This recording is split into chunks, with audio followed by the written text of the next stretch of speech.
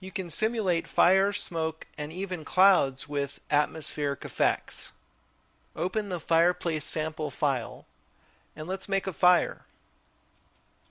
I'll zoom in on the fireplace and go to Create, Helpers, Atmospheric Apparatus, and then you have a choice of 3 different volumes to contain the effect within. I'll use a sphere gizmo to contain the fire. I'll use auto grid mode to help me place it right here on this surface. And then I'll go ahead and check hemisphere so that we're dealing with a dome.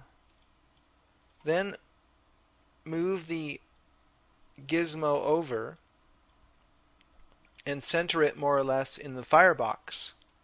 You can use scale non-uniformly to match the scale of the gizmo to the available space. Go to the Modify panel and you'll see an additional rollout here, Atmospheres and Effects. Add the fire effect to this gizmo, select it, and hit Setup.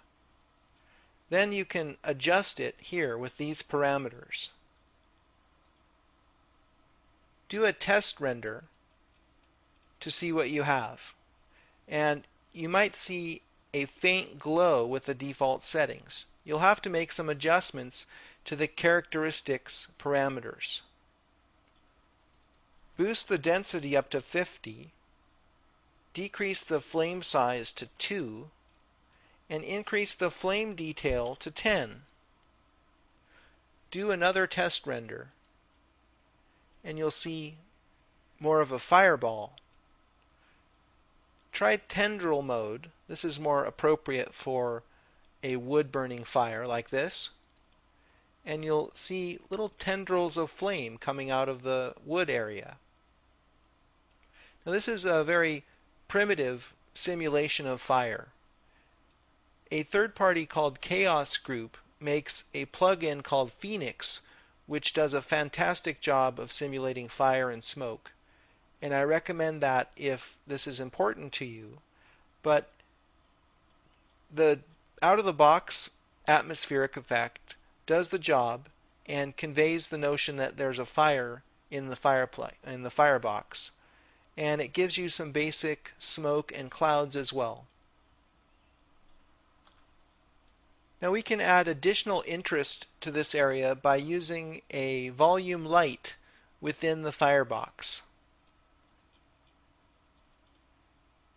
I'll create an Omni light using auto grid mode right in here, and I'll move it up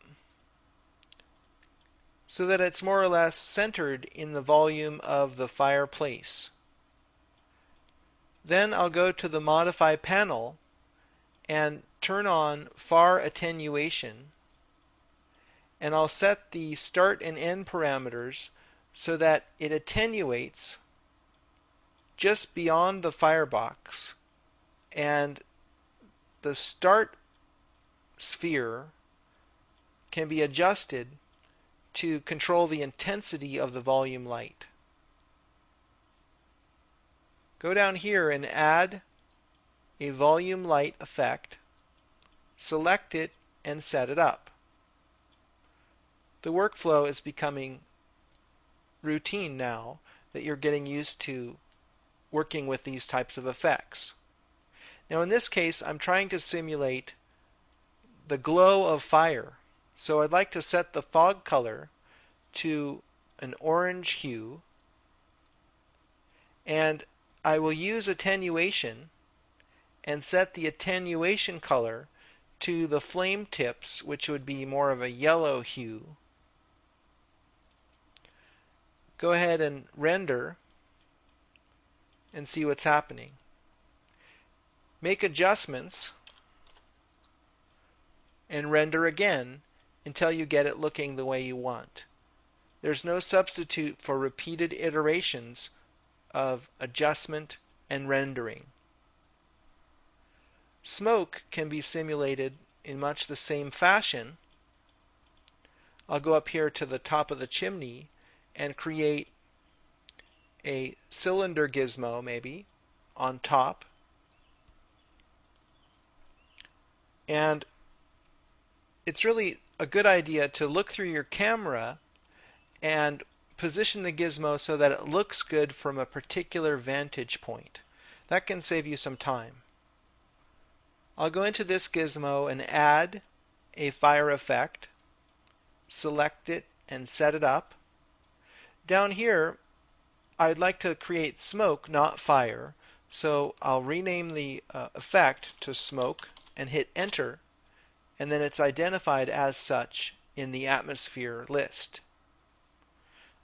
To simulate smoke, all you have to do is change the colors. I'll set this to black, outer color will be a gray, and the smoke color will be almost white. Do a test render, and we're starting to see a wisp of smoke up there. Again, it's just a matter of adjustment and test rendering to get it right.